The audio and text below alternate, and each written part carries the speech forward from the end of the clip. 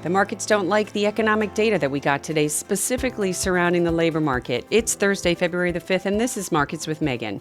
If you like this podcast, subscribe. You can hit the alarm bell, share it with your friends, family, or colleagues. But we're here today to talk about the economic data that was released this morning and what it showed us on the progression we're seeing in the labor market. And we knew coming into this year the labor market was weak, but what we're seeing is that the data may be a precursor to what we see next week when we get the jobs report. And it may not be as favorable as we saw the last time with the rate ticking lower. But let's dig into the data. If you look at the JOLTS report that we got today, this was for the month of December. So this is ending the year last year. We saw that there were 6.5 million job openings. That was the weakest amount of job openings that we've seen since September of 2020. So really coming out of the depths of the pandemic.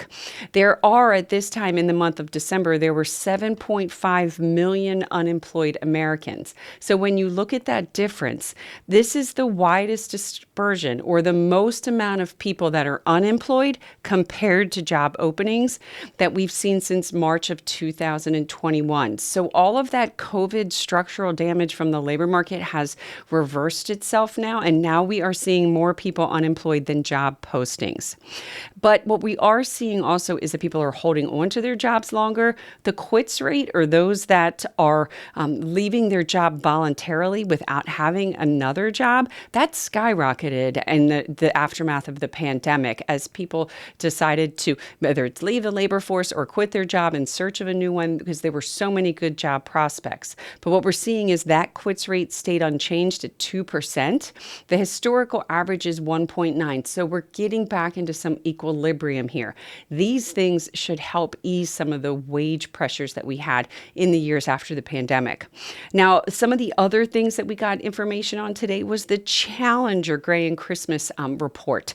This is a report that shows the job layoffs that were announced, publicly disclosed for the month. And what we saw in the month of January, that it was the worst January for layoffs since 2009. And that's a bit concerning because that was the depths of the great financial crisis. Job layoffs rose 118% on a year-over-year basis. The hiring intentions that are also reported in this report were also the worst on record. Now, looking at those layoffs, though, about half of them were tied to three companies. That was Amazon, UPS, and Dow. There were some other areas, Nike, for example, Peloton, they also announced some layoffs. But again, a lot of that had to do with those three companies.